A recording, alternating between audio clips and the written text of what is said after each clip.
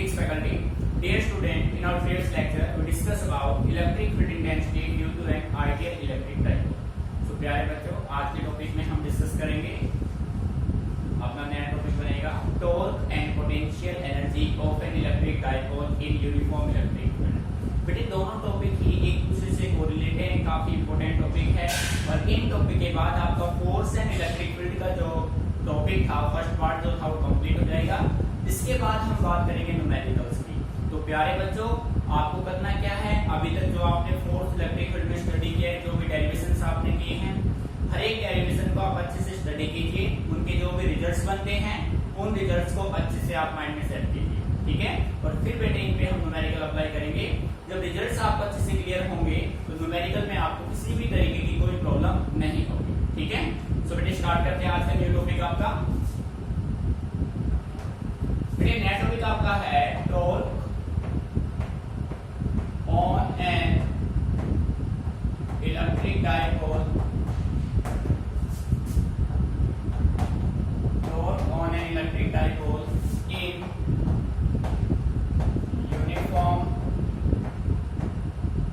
Electric field. Uniform electric field E, ठीक है बेटे।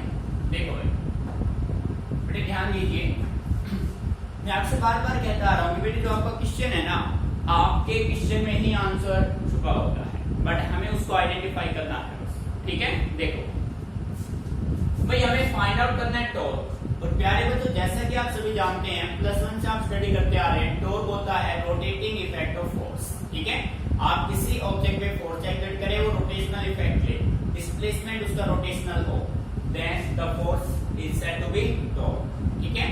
आपको टॉर्क फाइंड आउट करना है किसी इलेक्ट्रिक डाइपोल पे, और इलेक्ट्रिक डाइपोल किसमें रखा है, यूनिफॉर्म इलेक्ट्रिक फील्ड में, ठीक है। तो प्यारे बच्चों, सबसे पहले हमें चाहिए एक यूनिफॉर्म इलेक्ट्रिक फील्ड E, और फिर उस यूनिफॉर्म इलेक्ट्रिक फील्ड E में हम रखेंगे एक इलेक्ट्रिक डाइपोल, ठीक है। तो देखो बेटे, सबसे पहले आपने मान लिया कि अपने पास ये कोई एक यूनिफॉर्म इलेक्ट्रिक फील्ड है,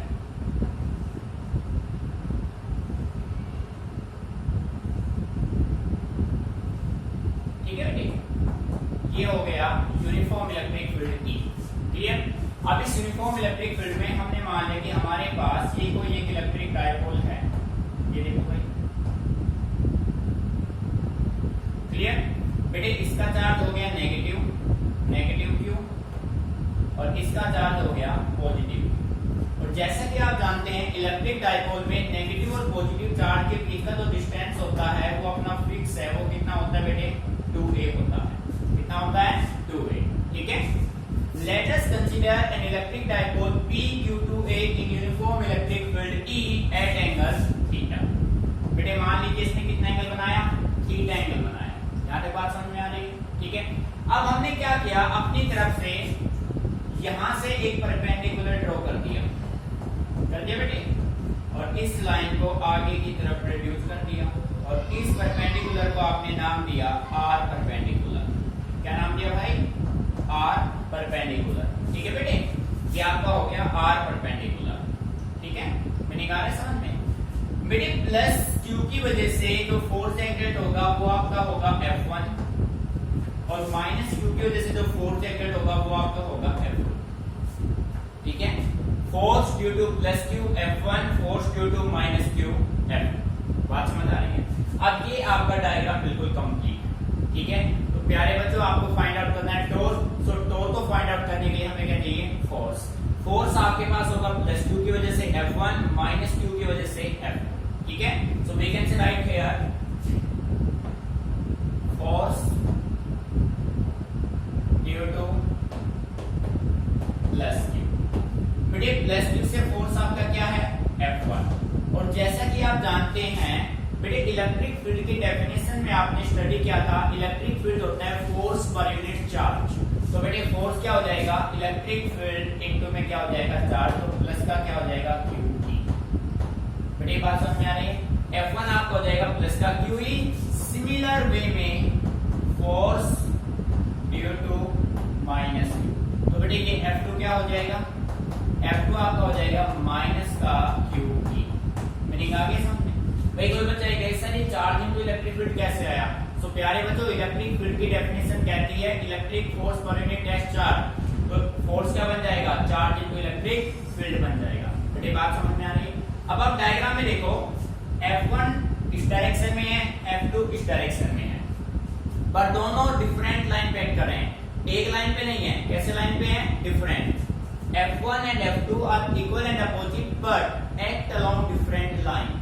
बेटे जब दो फोर्सेस एक ही लाइन पे इक्वल अपोजिट डायरेक्शन में हो तो उनका रिजल्टेंट जीरो होगा, बट जब दो फोर्स एक दूसरे के इक्वल अपोजिट हो बट डिफरेंट लाइन पे लाई करे, एक लाइन पे नहीं डिफरेंट लाइन पे लाई करे, तो वो क्या बनाते हैं, वो कपल बनाते हैं। So we can say write here F1 and F2 are equal and opposite but act along different lines, so they make a couple। और बेटे कपल क्या होता है, बेटे कपल होता है आइदर, कपल मींस होता है टोर, कपल मींस क्या होता है, टोर। कपल किसके बराबर होता है, टोर। और बेटे टोर किसके बराबर होता है, either force into perpendicular distance. बेटे आ रहा है मीनिंग समझ में, ठीक है। जब दो फोर्स इक्वल अपोजिट हो डिफरेंट लाइन पे एक्ट करे तो बेटे वो क्या बनाएंगे, कपल। कपल मींस क्या होगा, टोर। और बेटे टोर क्या होता है, either force into perpendicular distance. अब आइदर फोर्स में आप प्लस क्यू ले लो या फिर माइनस क्यू। बेसिकली हम कौन सा उठाते हैं, प्लस का केस, ठीक है। सो प्यारे बच्चों टोर का आपका होगा Q E into perpendicular distance कितना है बेटे, आर परपेंडिकुलर, ठीक है। मीनिंग समझ में आ रहा है। आप देखो भाई फ्रॉम फिगर अब आपके पास एक ट्रायंगल बन रहा है बेटे। देखो मैं इसको नाम दे देता हूं ए, इसको नाम दे दिया बी, इसको नाम दे दिया सी। ट्रायंगल एसीबी में, इन ट्रायंगल एसीबी, एसीबी में आर परपेंडिकुलर है, बीसी परपेंडिकुलर, एसी बेस, और बेटे एबी क्या हो गया, हाइपोटेनियस। तो यहां से आप साइन थीटा निकाल लीजिए। प्यारे बच्चों साइन थीटा क्या होगा, परपेंडिकुलर अपॉन हाइपोटेनियस। परपेंडिकुलर क्या है, आर परपेंडिकुलर, हाइपोटेनियस क्या है, एबी, और बेटे एबी की वैल्यू क्या है, 2a। सो आप कह सकते हो R perpendicular is equal to 2a sine theta. बेटे इस वैल्यू को फर्स्ट इक्वेशन में पुट कर दो, put in equation first, put in equation first. First में आप आर परपेंडिकुलर की वैल्यू पुट कर दो, तो देखो बेटे रिजल्ट क्या बना, tau is equal to Q A into 2a sine theta. बेटे आ रहा है समझ में। अब देखो जैसा कि आप सभी जानते हैं Q और 2a का मल्टीप्लिकेशन, देखो बेटे ध्यान से, Q इंटू 2a अपना होता है इलेक्ट्रिक डाइपोल मोमेंट P। बेटे चार्ज Q इंटू 2a किसके बराबर, P के इक्वल, वैल्यू पुट करेंगे, टाउ किसके बराबर, Pe साइन थीटा। ये आपका हो गया रिजल्ट, ठीक है। इसको अगर आप वेक्टर फॉर्म में रखना चाहे तो आप कह सकते हैं in vector form tau is equal to sine theta. तो बेटे कैसा लगेगा, cross product P cross P। This is your required result. तो बेटे कितना टॉर्क एक्ट होगा, Pe साइन थीटा। मीनिंग आ गया समझ में। अब देखो बेटे मैंने आपसे कहा था आपके जो भी डेरिवेशंस होते हैं न्यूमेरिकल के पॉइंट ऑफ व्यू से सबसे इंपॉर्टेंट होते हैं उनके स्पेशल केसेस। तो इसमें भी आप पॉसिबिलिटी बनाओ भाई। तो आपके जो स्पेशल केसेस होंगे कुछ इस वे में होंगे। स्पेशल केस देखो बेटे, पॉइंट नंबर 1, इफ थीटा कितना डिग्री हो, 0 डिग्री। बेटे थीटा 0 कब होगा, जब ये डाइपोल और इलेक्ट्रिक फील्ड लाइन दोनों एक दूसरे के क्या हों, पैरेलल होंगे। भाई डाइपोल और इलेक्ट्रिक फील्ड दोनों एक दूसरे के पैरेलल होंगे तो एंगल कितना बनेगा, 0। सो बेटे टोर कितना हो जाएगा, Pe sine 0। Dear student sine 0 की वैल्यू क्या होती है, 0। तो टोर का अपना किसके बराबर होगा, 0। मीनिंग समझ में आ गया, ठीक है। Second condition, if theta equal to 90 degree, ठीक है। बेटे अब थीटा की वैल्यू कितना पुट कर दो, 90 डिग्री। थीटा 90 होगा तो torque is equal to Pe sine 90। अब बच्चे जैसा कि आप जानते हैं साइन 90 क्या होगा 1, सो बेटे टॉर्क अपना क्या होगा, टॉर्क होगा PE, ठीक है। मैक्सिमम इफेक्ट आपको मिलेगा, नहीं समझ में आ रहा है, ठीक है। तो बेटे इनको अच्छे से एक बार समझ के कीजिए, स्पेशल केस काफी इंपोर्टेंट रखते हैं, एमसीक्यू में क्वेश्चन पूछा जा सकता है। क्वेश्चन इस तरीके से बनेगा, if the dipole is placed parallel to the electric field then what will be the torque exerted by electric dipole। तो बेटे आपका आंसर होगा 0, because we know that tau is equal to Pe sin theta and theta, जब दोनों parallel होंगे तो theta बनेगा 0, theta 0 बनेगा, sin 0 0 और टॉर्क अपना होगा 0। सेकंड में आपसे बोलेगा what happen when what is the torque on an electric dipole when the dipole is placed perpendicular to the electric field। तो बेटे देखो, जब आप इलेक्ट्रिक डाइपोल को इलेक्ट्रिक फील्ड के परपेंडिकुलर पुट करेंगे तो आपका क्या हो जाएगा, मैक्सिमम होगा। नहीं समझ में आ रहा है? तो बेटे ये रिजल्ट्स आपको माइंड में रखने हैं, ठीक है। इसको अच्छे से समझना है, कॉपी आपको करना नहीं है। किसी भी पॉइंट में कोई प्रॉब्लम आती है तो आप मेरे से डिस्कस कीजिए, चीजों को समझना अच्छे से, ठीक है।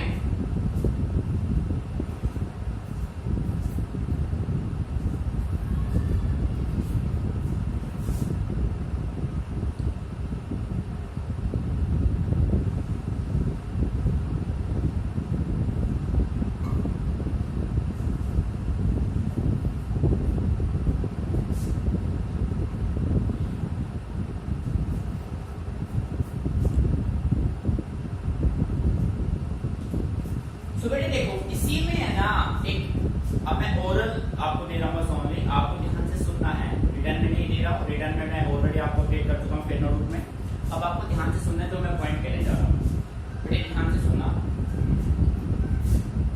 एमसीक्यू में यहाँ से क्वेश्चन पूछा जा सकता है केयरफुल। बेटे ये जो आपने इलेक्ट्रिक फील्ड डेवलप किया है, ये कैसा इलेक्ट्रिक फील्ड है, this is uniform electric field. आपसे क्वेश्चन ये पूछा जाएगा कि जब आप इलेक्ट्रिक डाइपोल को यूनिफॉर्म इलेक्ट्रिक फील्ड पे रखेंगे, when the dipole is placed in uniform electric field, what will be the effect on force and torque? What is the value of force and torque? Force और torque की value क्या होगी, ध्यान से सुनना। जब आप किसी भी इलेक्ट्रिक डाइपोल को एक यूनिफॉर्म इलेक्ट्रिक फील्ड में प्लेस करेंगे तो बेटे फोर्स की वैल्यू हमेशा 0 होगी, फोर्स की वैल्यू हमेशा 0 होगी। टॉर्क हो भी सकता है और नहीं भी, टॉर्क में और में। बात समझ आ रही है? When an electric dipole is placed in uniform electric field, then force is always 0, but torque may or may not. Torque 0 हो भी सकता है और नहीं भी। देखो 0 हो भी सकता है और नहीं भी। बात समझ आ रही है? अब बेटे इसका रिवर्स करते हैं। अब अगर हम इसी इलेक्ट्रिक डाइपोल को, ध्यान से सुनना, अगर हम इसी इलेक्ट्रिक डाइपोल को नॉन यूनिफॉर्म इलेक्ट्रिक फील्ड में प्लेस करते हैं तो बेटे फोर्स हमेशा होगा नॉन जीरो। फोर्स हमेशा क्या होगा, नॉन जीरो, बट टॉर्क आपका 0 हो भी सकता है और नहीं। बात समझ आ गई? ये इंपॉर्टेंट पॉइंट है बेटे। यूनिफॉर्म फील्ड में फोर्स हमेशा 0, टॉर्क में और में हो। नॉन यूनिफॉर्म में force always non zero, torque में और में हो। ठीक है, इस पॉइंट को अच्छे से माइंड में सेट कर लेना। जिस बच्चे ने नोट नहीं कर रहा है वो नोट भी कर लेना। ठीक है बेटे, अब देखो, अब इसी टॉपिक के बेस पर हम नेक्स्ट टॉपिक अपना सोल्व करेंगे। बेटे टॉर्क के बाद हम सोल्व करेंगे potential energy of an electric dipole. ठीक है, हेडिंग बना लीजिए। देखो बेटे ध्यान से,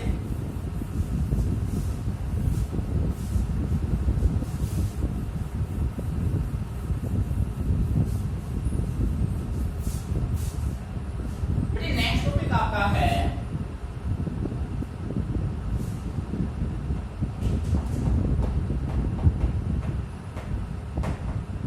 potential energy of an electric dipole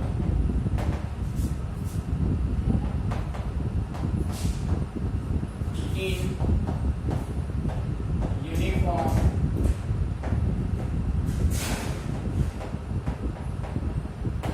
electric field. ठीक है बेटे, देखो बेटे टॉपिक जो होंगे ना आपके डेरिवेशन उसमें सिंगल वर्ड चेंजिंग होगा, बाकी अपना सेम रहेगा। भाई प्रीवियस टॉपिक में अपना था टॉर्क और अब हमें फाइंड आउट करना है potential energy of an electric dipole in uniform electric field. तो देखो बेटे, आपने क्या किया, सबसे पहले हम यूनिफॉर्म इलेक्ट्रिक फील्ड मेंटेन कर देते हैं।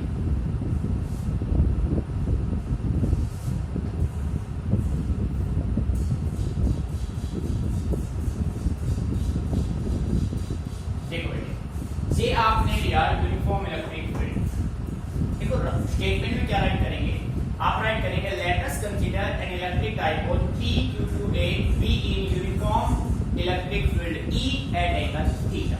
देखिए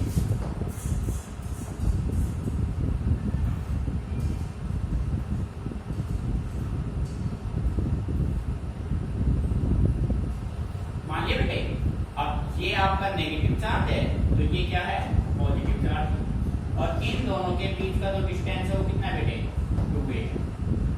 बात समझ आ रही है? ठीक है, अब बेटे ध्यान से सुनना बिल्कुल केयरफुली। और ये कितना एंगल बना रखा है, थीटा एंगल बना। ठीक है, अब बेटे हमने क्या किया, मैं इस डाइपोल पे स्मॉल टॉर्क एक्सर्ट करता हूं। कुछ टॉर्क एक्सर्ट करने जब फोर्स का इफेक्ट स्मॉल होगा तो बेटे डिस्प्लेसमेंट भी क्या होगा, स्मॉल होगा। तो हम ऐसा मान लेते हैं कि ये डाइपोल जो है let the dipole is rotated bye a very small angle d theta. ठीक है, देखो ध्यान से भाई टॉर्क कितना हुआ, टॉर्क आपका हुआ PE sin थीटा। बेटे टॉर्क कितना एक्सर्ट होगा, PE sin थीटा। हमने क्या किया, इस इलेक्ट्रिक डाइपोल पे स्मॉल टॉर्क एक्सर्ट किया। स्मॉल टॉर्क एक्सर्ट करने से इस इलेक्ट्रिक डाइपोल ने स्मॉल डिस्प्लेसमेंट कवर किया। भाई जब आप किसी ऑब्जेक्ट पे फोर्स लगाओ, फोर्स लगाने से ऑब्जेक्ट डिस्प्लेस हो तो बेटे क्या हो जाएगा, वर्क इज सेंटीमीटर। तो अब देखो हमने इस डाइपोल को स्मॉल एंगल d थीटा से रोटेट किया। सो प्यारे बच्चों small amount of work done क्या होगा, small amount of work done आपका होगा टाउ d थीटा। ठीक है, क्योंकि टॉर्क लगाने से कितना डिस्प्लेसमेंट आया, एंगुलर डिस्प्लेसमेंट d थीटा। तो बेटे dw क्या हो जाएगा, टाउ की value PE sin theta into में क्या होगा d थीटा। बेटे बात समझ आ रही है? इसको मैंने मान लिया फर्स्ट इक्वेशन। ठीक है, अब हम क्या करते हैं, जो अपना डाइपोल है उसका जो मैक्सिमम रोटेशन होगा ना वो θ1 से θ2 तक हो पाएगा। यानी मिनिमम लिमिट होगा θ1 और मैक्सिमम कितना होगा θ2। ठीक है, तो प्यारे बच्चों जैसा कि आप सभी जानते हैं फिजिक्स में total work done find out करने के लिए हम हमेशा स्मॉल वर्क डन को क्या करते हैं, इंटीग्रेट। ठीक है, अब यहाँ पे हम राइट कर देते हैं to find total work done in rotating the dipole from θ1 से θ2 we can integrate equation first. बेटे टोटल वर्क फाइंड आउट करने के लिए आप इक्वेशन फर्स्ट को इंटीग्रेट कर दीजिए। लिमिट्स आपके पास केवल है θ1 से θ2। तो प्यारे बच्चों work done is equal to integrate θ1 से θ2 PE sin theta into d theta. बेटे बात समझ में आ रही? अब देखो ये PE इस d थीटा के रेस्पेक्ट में क्या है, कांस्टेंट टर्म है, इंटीग्रेट नहीं हो सकती। तो बेटे इनको ले लीजिए कॉमन, बाहर ले लो। Work done is equal to PE integration हमें करना है sin theta d theta, limit आपके हैं θ1 से θ2। अब प्यारे बच्चों जैसा कि आप सभी जानते हैं साइन का इंटीग्रेशन होता है माइनस कोस थीटा। तो देखो भाई work done is equal to PE integration का साइन रिप्लेस, साइन का integration minus cos theta, limit θ1 से θ2। बेटे इस माइनस को बाहर कॉमन ले लीजिए। माइनस आपने कॉमन ले लिया बाहर, माइनस का PE माइनस का PE। अब बेटे लिमिट अप्लाई करने हैं, लिमिट हमेशा अप्लाई होते हैं upper limit minus lower limit. तो देखो बेटे ये होगा cos θ2 माइनस cos θ1। बेटे बात समझ आ रही है? Work done is equal to minus PE cos θ1 cos θ2 माइनस cos θ1। बात समझ आ रही है? अब आप क्या कीजिए, यहां से इस माइनस को अंदर मल्टीप्लाई कर दो, कर दे माइनस को मल्टीप्लाई। ठीक है, माइनस को मल्टीप्लाई आप करेंगे तो बेटे वर्क डन आपका क्या होगा, PE ये माइनस और ये प्लस। तो आप कह सकते हैं cos θ1 माइनस cos θ। बेटे आ रहा है मेरी समझ में? देखो बेटे आपने माइनस मल्टीप्लाई किया तो ये माइनस हुआ और ये माइनस माइनस क्या हो गया प्लस, सो cos theta 1 minus cos theta, ठीक है, मीनिंग अच्छे से क्लियर, ठीक है, ये हो गया आपका वर्क डन। बेटे अब मैं कह सकता हूं this work done is equal to, ध्यान से सुना, this work done is equal to change in potential energy of the dipole. ये जो वर्क डन होगा वो अपना किसके बराबर होगा, Pe cos theta 1 minus cos theta. बेटे रिजल्ट आपके पास आ गया, ठीक है। अब देखो भाई, आप देख रहे हैं कि थीटा की वैल्यू यदि 90 डिग्री है, ध्यान से सुनना बेटे, थीटा की वैल्यू यदि 90 डिग्री है तो आपका पोटेंशियल एनर्जी क्या हो जाएगा, जीरो हो जाएगा। पर हमें तो पोटेंशियल एनर्जी फाइंड आउट करना है। पोटेंशियल एनर्जी फाइंड आउट करने के लिए to find potential energy at angle theta we put at angle theta we put theta 1 is equal to 90 degree and theta 2 is equal to theta degree। बेटे ध्यान से सुनना भाई, अगर हम थीटा डिग्री पे बात करते हैं तो थीटा पे तो पोटेंशियल एनर्जी आपका जीरो होगा, पर हमें तो पोटेंशियल एनर्जी फाइंड आउट करना है एट एंगल थीटा पे, ठीक है। तो बेटे हमने क्या किया, थीटा 1 पुट कर देंगे 90 डिग्री, थीटा 2 पुट कर देंगे थीटा डिग्री। अब देखो इक्वेशन क्या बनेगा अपना, u is equal to Pe, theta 1 क्या पुट करना है भाई 90 डिग्री माइनस cos थीटा 2 क्या है थीटा, ठीक है बेटे। अब जैसा कि आप जानते हैं cos 90 आपका क्या होता है जीरो, तो बेटे पोटेंशियल एनर्जी आपका क्या हुआ माइनस Pe cos थीटा। बेटे आ रहा है नहीं समझ में, जो पोटेंशियल एनर्जी होगा वो आपका क्या होगा नेगेटिव होगा, माइनस Pe cos थीटा। इसको वेक्टर फॉर्म में लो भैया, इन वेक्टर फॉर्म, देखिए वेक्टर फॉर्म में u क्या होगा माइनस P डॉट E। बेटे जैसा कि आप जानते हैं cos थीटा लगा हुआ है तो क्रॉस डॉट प्रोडक्ट है, साइन लगा होगा तो क्रॉस है, ठीक है, मीनिंग आगे समझ लो, ये आपका होगा फाइनल रिजल्ट। अब बेटे जो न्यूमेरिकल्स में जो रिजल्ट्स आप यूज करेंगे वो आपके बनेंगे स्पेशल केसेस से, तो इसमें भी हम स्पेशल केस यूज करते हैं। तो बेटे आपने इंप्लीमेंट किया स्पेशल केस, स्पेशल केसेस। बेटे मान लीजिए if the dipole is placed parallel to electric field, जब डायपोल अपना इलेक्ट्रिक फील्ड के पैरेलल होगा तो थीटा कितना बनेगा 0 डिग्री बनेगा, थीटा 0 बनेगा तो पोटेंशियल एनर्जी हो गया माइनस Pe cos 0। तो बेटे जैसा कि आप जानते हैं cos 0 की वैल्यू क्या होती है 1 होती है, सो u अपना होगा minus Pe। It means energy आपका मिला मिनिमम, एनर्जी क्या मिला मिनिमम, पर इक्विलिब्रियम कैसा मिला stable, stable equilibrium.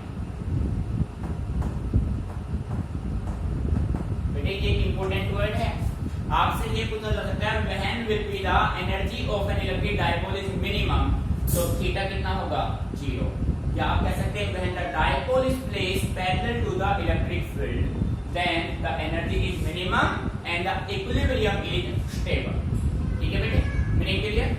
Case number 2, if theta 180, बेटे थीटा 180 होगा तो अपने पास पोटेंशियल एनर्जी होगा माइनस Pe cos 180। बेटे जैसा आप जानते हैं cos 180 की वैल्यू होती है -1, तो बेटे माइनस माइनस प्लस, तो u अपना हो जाएगा प्लस का Pe। एनर्जी आपका होगा मैक्सिमम, ठीक है, और इक्विलिब्रियम आपका होगा अनस्टेबल, अनस्टेबल इक्विलिब्रियम, ठीक है। तो बेटे स्पेशल केस अच्छे से माइंड में सेट कर लेना, क्वेश्चन यहीं से ज्यादातर पूछे जाते हैं स्पेशल केसेस से, ठीक है। टॉपिक को अच्छे से आपको समझना है, कोई भी प्रॉब्लम आती है तो मेरे से डिस्कस कीजिए, उसके बाद फिर हम सोल्व करेंगे न्यूमेरिकल्स, ठीक है, अच्छे समझो बेटे।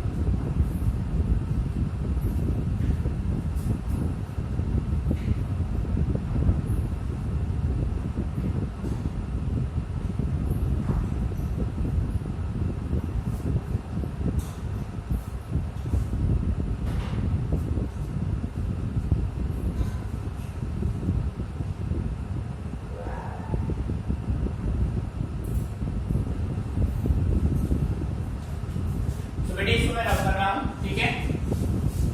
इस सारे रिजल्ट जो भी बने हैं बेटे पेज पर से नोट करके रखो, अच्छे से इनको लर्न कीजिए, न्यूमेरिकल में फिर आपको कोई प्रॉब्लम नहीं आएगी, ठीक है।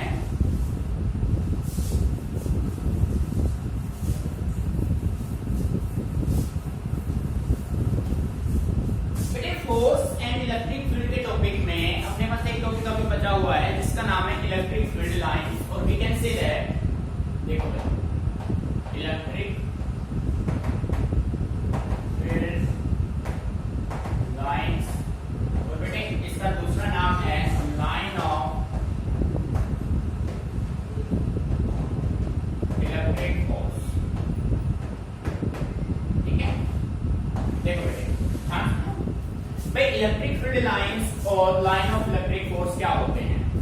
तो बेटे देखो माइकल फैराडे ने क्या किया, इलेक्ट्रिक फील्ड को पेपर पे रिप्रेजेंट करने के लिए कुछ लाइंस ड्रॉ की, ठीक है।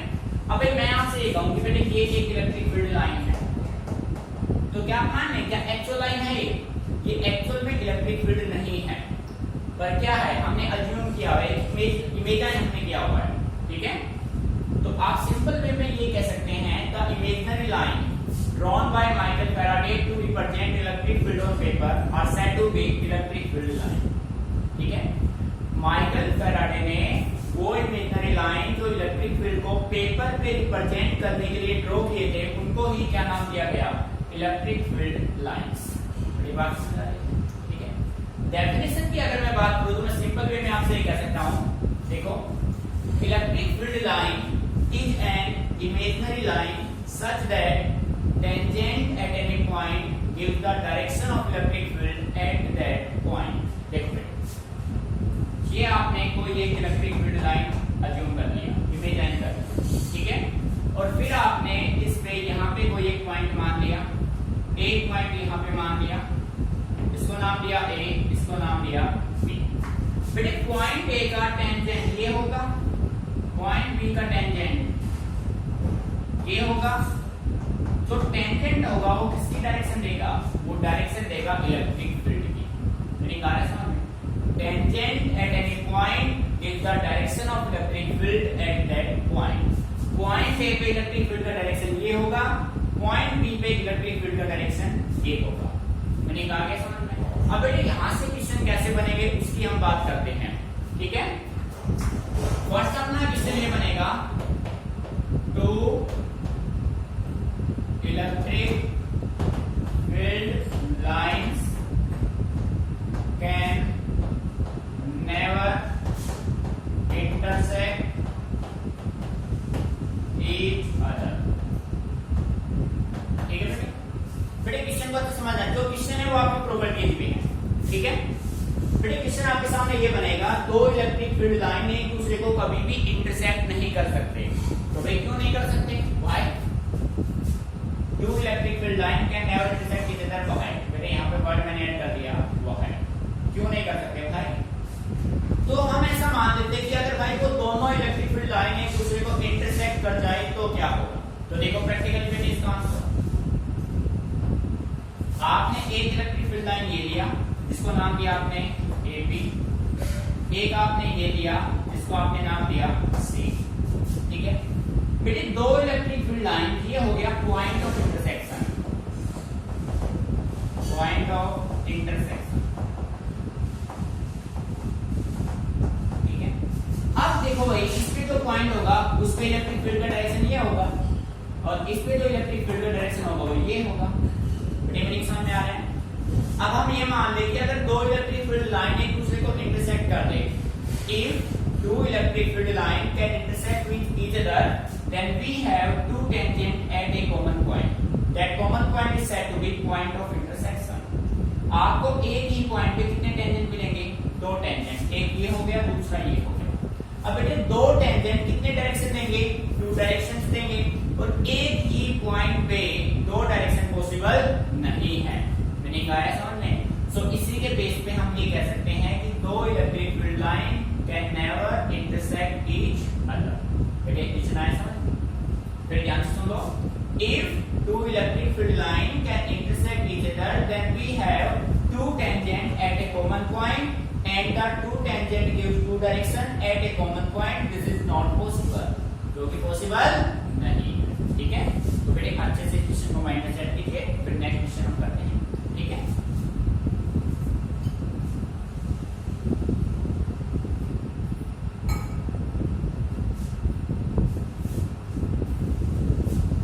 बेटे याद रखिए।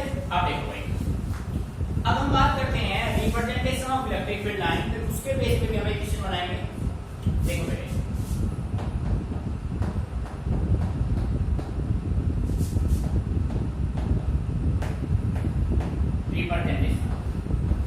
इसका रिप्रेजेंटेशन भाई इलेक्ट्रिक फील्ड लाइन का। ठीक है, हम इलेक्ट्रिक फील्ड लाइन को कैसे रिप्रेजेंट कर सकते हैं? सो प्यारे बच्चों, माइंड में हमेशा सेट कीजिए, ये अपना पॉजिटिव चार्ज और ये अपना हो गया नेगेटिव चार्ज। अपने पास एक बॉडी है, एक का चार्ज है पॉजिटिव, दूसरे का चार्ज है नेगेटिव। बेटे इलेक्ट्रिक फील्ड लाइन स्टार्ट होंगे पॉजिटिव पे, हमेशा पॉजिटिव से क्या होते हैं? अवे।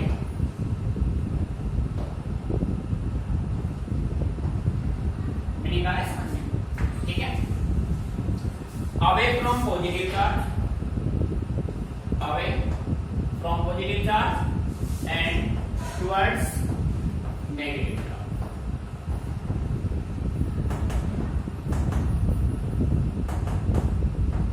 ठीक है, towards। बेटे ध्यान दीजिए, आप कह सकते हैं इलेक्ट्रिक फील्ड लाइन और always towards positive charge and away from positive charge and towards negative charge. Negative की तरफ जाएंगे और पॉजिटिव से दूर जाएंगे। बात समझ आ रही है? ये फर्स्ट हो गया, ये सेकंड हो गया, थर्ड हम रिप्रेजेंटेशन करते हैं due to an electric dipole. ठीक है, electric field lines due to an electric dipole. बेटे ये होता है नेगेटिव चार्ज और ये होता है पॉजिटिव चार्ज, नेगेटिव और पॉजिटिव। ठीक है, अब बेटे देखो, जैसा कि आप जानते हैं इलेक्ट्रिक फील्ड लाइन पॉजिटिव से अवे जाएगी, नेगेटिव की तरफ जाएंगे, फिर ऐसे आएंगे, ये ऐसे आएंगे।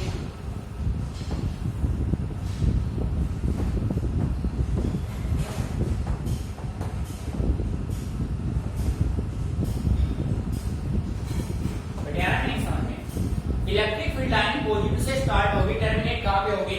नेगेटिव से। यहां कह सकते हैं electric field line goes from positive to negative. बात समझ आ रही है? अब बेटे देखो, इसी के बेस पे अपना क्वेश्चन बनता है, ध्यान से सुनना। इलेक्ट्रिक फील्ड लाइंस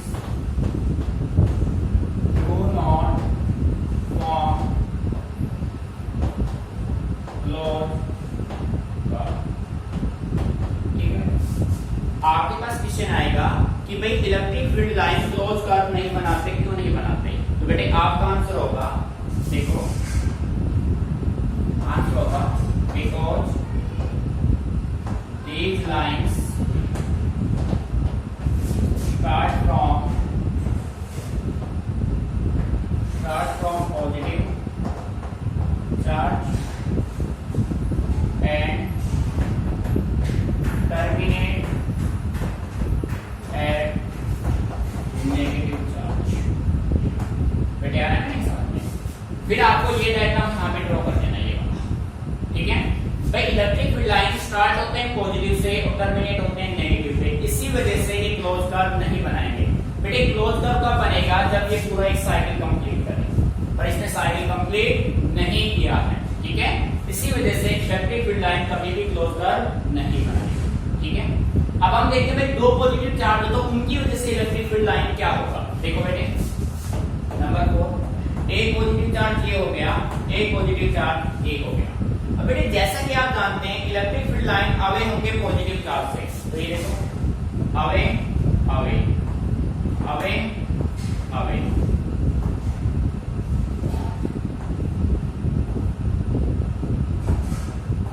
ठीक है बेटे, मैंने कहा है समझ में, ये होगा electric field line due to two positive charge. Electric field line positive से हमेशा अवे जाएंगे, हमेशा अवे, तो अवे जा रहे हैं, इससे भी अवे इससे भी अवे, तो रिपल्सन करेंगे। ठीक है, तो बेटे ये अच्छे से नोट करने के इंपोर्टेंट है, माइंड में सेट कर दो इनको। क्वेश्चन कैसे पूछा जाएगा आपसे वो सब आपको माइंड में रखना है। ठीक है।